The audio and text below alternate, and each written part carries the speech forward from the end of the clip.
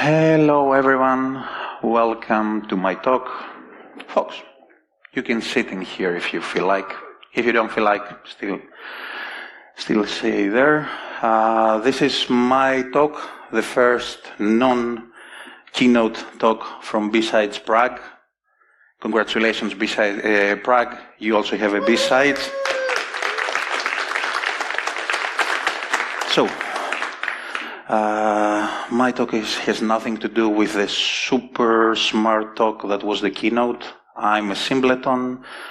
I'm really dumb and shit. So, also, I usually 50% of the times have my son when I deliver this kind of talk. I don't have it with me, so there's going to be a lot of cursing. So, if you feel uncomfortable, please tell me. Can you raise your hands if you have an issue with me cursing? No one? Nice. Okay, so my talk is a two-part saga continuing the journey of hacking malware C2s, which is, again, a cheat. If you see this kind of title with a semicolon in there, this is probably ChatGPT generated. ChatGPT generated that for me. I wanted to write Vangelis goes brr, but yeah, doesn't work really, doesn't really work. Who am I? I'm Vangelis Stykas. I'm the CTO of a company called Atropos. It's a boutique company which is doing penetration testing mostly on maritime and EV chargers and other green companies, whatever, blah, blah, blah, blah. I'm not here to present you my company. I'm here to present you my research interest, which is mainly API for IoT, and for the last 18 months, malware and ransomware C2s and how we can attack the people who attack us. Back in, when was it? Sorry. September of 2022, it's already close to 18 months, I read that beautiful tweet from Tatiana Siskova, who works at Kaspersky, and I was introduced to the malware as a service scene, and their beautiful Twitter, back then it was Twitter, it's still Twitter, fuck you, Elon. Malware as a service in their CTI scene, which I'm not a part of, but they're really helpful with me. They're really helping me to find C2s. Quick intro. What is a malware market? Malware vendors also switch to the as a service model because capitalism. Some old ones still have once-off fee, but most of them have a really crazy amount of money that they want per month for it to work. The cursed pyramid. On the top there's developers. Those are really smart people who develop malware, their C2, their functionality, everything. Vendors are the middleman. They're the people who take most of the profits. They are the people who advertise their goods. They're people who are really aggressive. They're trying to find new customers. And on the bottom, they're buyers. They're the last part of the chains. They're the people who are dumb enough and they're sending the spam emails and all the other things so that you can install the malware. Not you, the other people. Malware market, it has $2.2 billion. This has nothing to do with ransomware. Russia, which is also known as Commonwealth of Independent States, is untouchable, and vendors are parts of criminal rigs that enjoy immunity, which back last August made me do a joke that I will end up in a van. As you can see, I didn't end up in a van. I'm somewhat secure, but in the past 5-6 months now, I end up in here. Come on. Computers are hard. Come on. No? Have any of you have seen this kind of warning when you're logging on your Gmail? Yeah? Welcome to the club. So government-backed attackers may be trying to steal your password, and there's also another one from Apple that says, well, there is some kind of 0-day running against you, please secure your phone, which, yeah, if someone wants to burn a 2 million 0-day for me, they can give me half the money, I will give them my password, and we will all be happy. Like, well, it is what it is, though. Come on, no. He's decided not to work, sorry. Malware 101, delivered via a variety of methods, yada yada, really strange part of malware software, really difficult to reverse. It connects to a command and control server for further instructions periodically. This is what we are going to go after. A quick intro on the lingo. Stealer, an application that will try to steal all information and send it to C2. Dropper is the application that will drop other malware to the victim. A subscriber is an app that subscribes to the victim. This is obviously for phones. And the botnet is, it's a botnet. If you don't know what a botnet is, Google it. I'm not going to spend everyone else's time explaining it. Sorry. And malware analysis. It's highly technical. They have a lot of analysis, static analysis, dynamic analysis, reversing, jumping through a lot of hoops. Pretty much everyone is doing it, not everyone, all the smart people are doing it the past 15 years, so it really raised the bar. If you're here for reversing tips, there's one more slide, and that's about it for you. The potential obstacles that a reverser would have to pass are 1, 2, 3, 4, 5, 6, and another one, a plethora of stuff that I don't really understand. As I said in the beginning, I'm not smart, I'm not going after this. I'm going to present you with a Toyota Corolla of penetration testing. It's called web application testing. It's certainly not sexy. It's probably not that good either, but it will get you from point A to point B and also get you a couple of million devices in the meantime. Malware C2 analysis. It's definitely not that technical. I'm going to treat any command and control server as a black box web application test. If a box fails, I'm going to cheat and use communication from the sandbox running the malware. If all else fails, I'm going to run it on my device and burp the shit out of it. And I'm also going to apply some art to it. And if you don't know what I mean art, I mean that. Run dir search, find things, and hack them. The issues that we have with C2 analysis, it's highly, and I mean highly opportunistic. The lifetime can vary from a couple of hours to a couple of days. Once the C2 is flagged, you really don't have any time it will get down. So it needed to be automated and integrated with threat intel tools to maximize the small window. And I also had a lot of blacklisted IP addresses, so I had to switch machines. I then switched to a VPS automated attack vendor. Malware C2 analysis, how I was getting, I'm still getting most of my stuff. Twitter threat intel. I had an automated way of getting those. Unfortunately, Space Karen decided that I needed to pay a couple of €1,000 for it per month. So, fuck Elon Musk. Triage, Veriback, Threatbox, and G-Worm, who's really nice guy. 3 people that really helped me on this research by finding them and keeping track on most of it because my documentation sucks, is Fox Threat Intel. Follow all of them, they're really cool. It's G-Worm and Geox Ninja, all 3 of them. Really deserve your follow. They're really good threat analysts and they're really helpful into finding malware C2 servers. So what did I end up doing? I created a Python script which is a glorious loop that updates a database of all targets.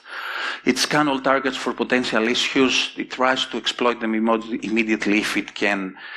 If it knows it is a certain C2 that has a current 0 day, because we had a really small time window, and if it doesn't find anything, it sends a push notification to my phone when the new panel was there.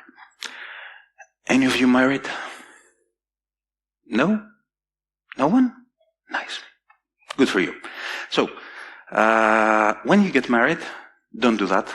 Because you end up with a push notification at 3 o'clock saying a new panel has appeared, which is called Blondie.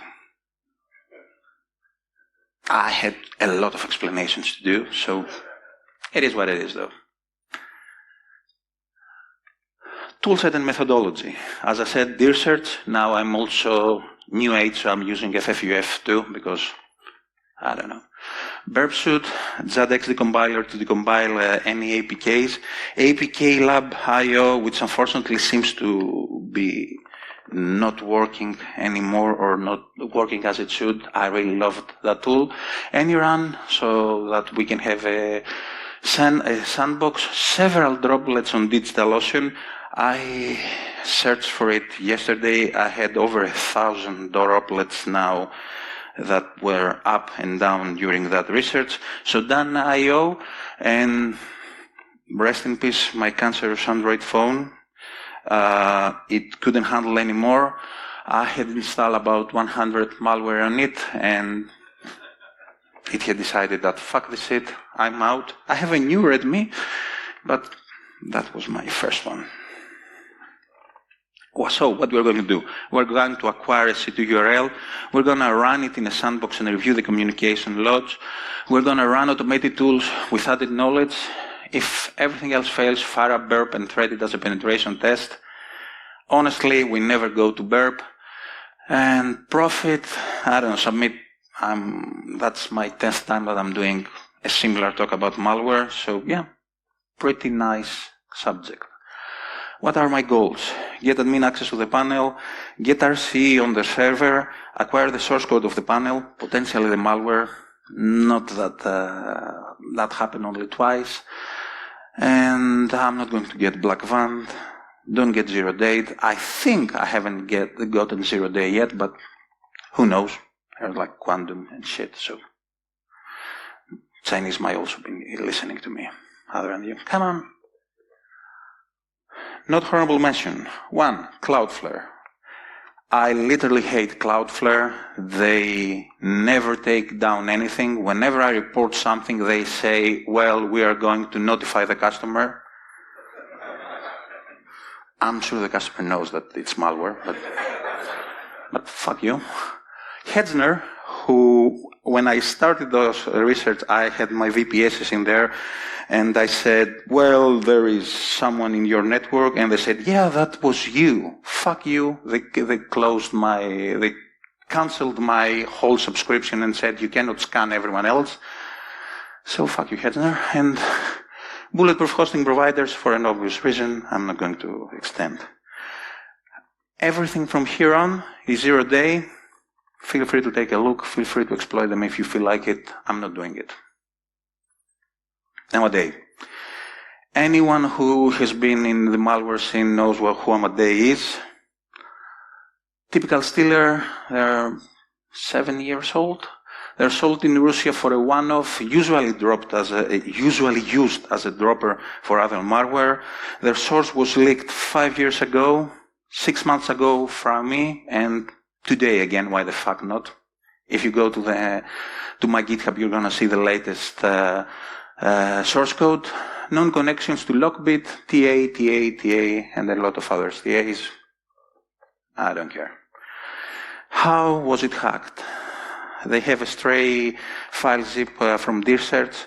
Their zip was password protected. It was cracked in less than 24 hours. They changed their password scheme, so now they have a longer password. But yeah, that was also cracked. You know what? That's their password. It wasn't that much of a hassle to crack it. You can find the source code. And has any of you worked with PHP at any point in their lives? Only one? Fuck, you're lucky people. You can all see the SQL injection in here, I guess. So, yeah, pretty much straightforward. Unfortunately, we couldn't pass because the login had a hard-coded password, so I had to do some mumbo-jumbo to get it. I had to to source code review their code. You can see that in here there is a file put contents at the credential with a post ID, so both the file name and the things and the content of the file are user generated. So they had some kind of limitations, which is quite funny. I had to have the ID to be exactly 12 letters, and that as the three, I don't know how this character is called in English, as a delimiter. So let's have that. I have created this really nifty postman request which says PHP echo fuck, and then those 12, and the ID was exactly 12 characters, 1, 2, 3, 4, 5, 6, 7, 8.php. And when I went there, I saw that nice word, fuck. So server, if someone is fuck, that's not me, that's you. I'm the fucking admin now. What did I do? I created a reverse shell. No, I didn't create a reverse shell, obviously. I reused the reverse shell. I found an automated way of extracting everything in less than 30 seconds. I added a really sneaky cron job to corrupt the percentage of the files. Unfortunately, it was fixed in late June of 2023. And there is another issue in the past 5 months. They still have somehow corrupted their databases. I don't know who is exploiting that vulnerability, but over 1,000 images, 1,000 instances, over 7 million devices compromised, and we're getting hot. Anyone of you know SmokeLoader? They're probably the biggest one in the malware scene. Their first record was in 2014, so they're older than my younger son. They target mostly Windows. They're a generic dropper. Their price is around 2,000 anymore now, and their known connections is all of them. I don't think that there's a threat actor that haven't used SmokeLoader as a dropper at some point. Again, dear search to the rescue. There is a stray zip file with credentials in there. The worst thing of all, in my point of view, is this. The guy is probably a millionaire because he has sold a lot of issues, but, you know, that's the admin password. You can go there. So I'm the admin. You can see a little bit of scary shit in there. That's 25,000 pages of 20 victims. So we're looking at 500,000 victims in that instance only. 500,000 online are 20 to how many? I don't know exactly what. I could also delete all bots, cancel all deletions and everything. I didn't do it because, yeah, that would be really strange. I did not manage to get RC when I wrote that exploit. Source code is available, minus the credential as it's still active. All certain malware downloadable from Git. There is a new malware. This is constantly updated since the past 7 months. So, what did I do? I knew the default zip name of the source code. Searching every minute on the new instances, I could find 20% vulnerable, 6 different instances, 2 had over 500,000 bots, estimated over 10 million unique devices that were compromised in the past 2.5 years. That was up until my DEFCON talk. What happened afterwards?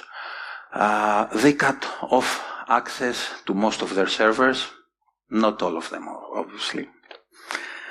I regained access to all of them, and I said that in disobey. They cut off again my access. I regained access to them. Why do I announce it?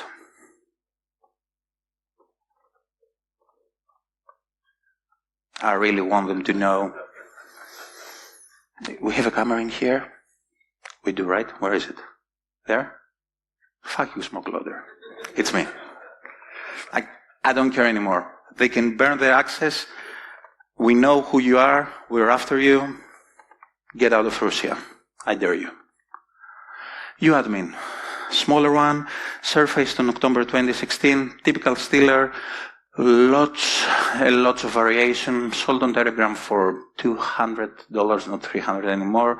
The source was like 3 years ago, 1 year ago, and now. The documentation folder provided default username and password. The source were found. Lots and lots of issues were found. You don't know PHP, right? Lucky you. So you can see that there was a lot of issues. The get image, you could upload images, so you have to find a way to do a get image bypass. The not known file name, the BID is also user controllable. I'm not going to do the source code review in here, but all three of them are typical issues. And I had to upload a GIF, however you pronounce it, with that. So this is a GIF file, at least for PHP. It believes it's a GIF. I don't care. Come on, next one. No. I created a script that will brute force the file names, and 2 to 6 minutes later, so reverse hell, automated way of delete everything. 30 instances, all done. X. That's a name, it's LT 1914, nobody has named it. I really don't know why nobody named it. I suspect because it is terrible, the code is really bad. It's a phishing kit. If you want to have a take on its name, come after me, we can name it together. Again, nobody knows PHP, so when you go to start.php, which is the login page, it logins to mod.php. Can anyone see what is wrong with it? Okay, you don't. It's 100 kilobytes and then 302. So it renders the whole page and then says, well, now you're not logged in, so I render the page, but go somewhere else. So I'm not going anywhere. You can see it in here, 302 found, redirect. Fuck you, I will just remove the redirect.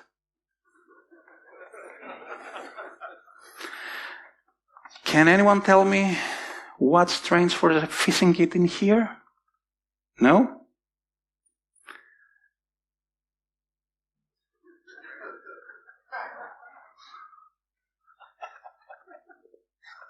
Fucking moron.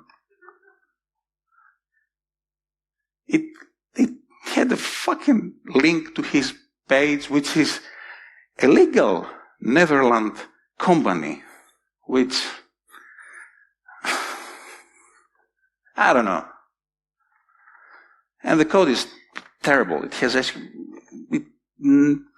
never anywhere has an SQL injection has an SQL query that is escaped. Everywhere, SQL injections. And it also runs as root. It had the same password on all the machines.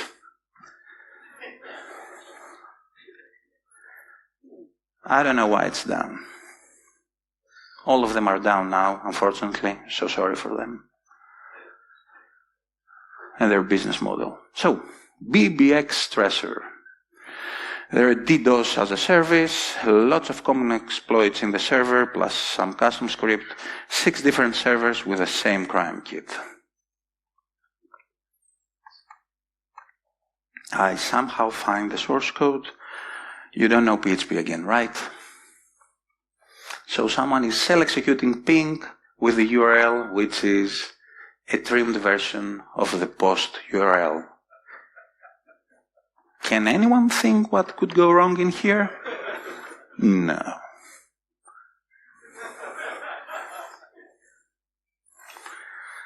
Extracted all the crime kit, go to my GitHub, find it, extracted all targets, Fuck, that was bad. Extracted all hacking targets and notified. Those were 90 companies that you need to notify them that they're under DDoS attack or actual hack attack. I had to switch to incident response. I hate incident response, but I'm a good guy apparently, so I notified everyone. And then this happened. If you cannot see it, they're logging in on an address as root with a 7 characters password. Which, yeah, don't do it, but I'm root, I guess. They have a really nice mod D. I don't know if they pronounce it anymore. I'm old. I know it as mod D. So, yeah, one of these IP addresses is my own, or my VPS. I'm not going to disclose. And the other one is a criminal. Fuck him. 10 instances, 60,000 devices. They're in a better place now. Last one is Rust Loader. Their first appearance was on January 2024. It was targeting Mac, researched and reversed by Andrei Lapulceanu. Sorry, I killed that, of Bitdefender Labs. And it's the C2 of Alpha V Black Cat for all their malware. Most of the servers were down. One of them was intermittently down, so I had to wait and see that documentation. When you see documentation on Malware API, you probably jump and say, yeah, I'm there. They also have a lot of clients, so you could get pretty much everything with no authorization or authentication. You could enumerate tasks. The server was down. So apparently I had to automate this shit and kind of find and take the documentation, try to guess how it would work, go to sleep, and wait. I had to wait for a long time for it to get to be up. And at some point at 3 o'clock my evening again, it was up. I extracted all the 197 commands in 2 minutes, and the server was up for 4 hours. So I cannot stress enough how meaningful it is to automate most of your things. When you see this kind of so someone got the environment zip of a company, zipped it, and then uploaded it. So again, incident response mode. I had incident response. Several companies, 2 were unicorn. One was about to be a unicorn, so billion valuation, notified. All of them acknowledged the issue. I will disclose about this one once everyone is ready. Unfortunately, after that, Black Hat and Alpha V did an exit scam. So, yeah, it was like 5 days after my disclosure. I think my disclosure had to do with that exit scam. I cannot really understand why they did it, but good for them, I guess. And we're getting to the end and to the strange parts. Are we the baddies? Can anyone point out what is the issue with what I'm doing? It's what? Well, in here it's not legal, obviously. In Greece, though, where I live, it's also illegal. But in order to be prosecuted, the owner of the server has to prosecute you. So, yeah. Especially the smoke loader guy can come after me. I really expect him to come to Greece and prosecute me. But yeah, that's a calculated risk that I'm taking. Boy, am I bad at math. But hey, Come on. What are my next steps? I think I have covered all the malware stuff. As you have seen, I'm already going after something much bigger. And what's bigger than malware? It ends in where and start with ransom, because I don't have enough 0 days after me. I will continue helping Twitter friends and all the CTI community in Twitter. Not X. Fuck Elon Musk. Thank you, guys. If you have any questions, I think we have... No, we don't, right? If you have any questions, come talk with me afterwards.